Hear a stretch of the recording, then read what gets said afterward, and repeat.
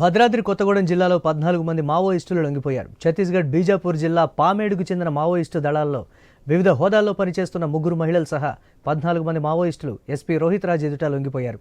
Maoist ప్రభావిత ప్రాంతాల్లో చేపడుతున్న అభివృద్ధి సంక్షేమ కార్యక్రమాల పట్ల ఆకర్షితులై జనజీవన స్రవంతిలో కలిసేందుకు ముందుకు వచ్చారని ఎస్పీ తెలిపారు.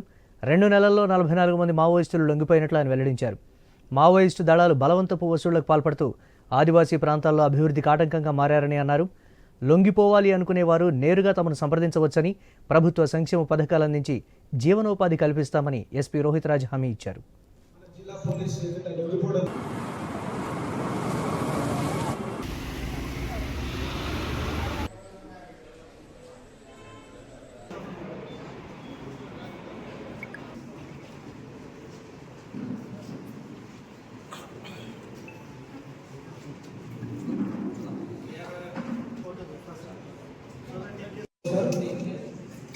ఆపరేషన్ చేయుట కార్యక్రమాన్ని మనం చేపట్టినప్పటి నుంచి 44 మంది 44 మెంబర్స్ సిపిఎం మావోయిస్ట్ పార్టీకి సంబంధించినటువంటి క్యాడర్ మన జిల్లా పోలీస్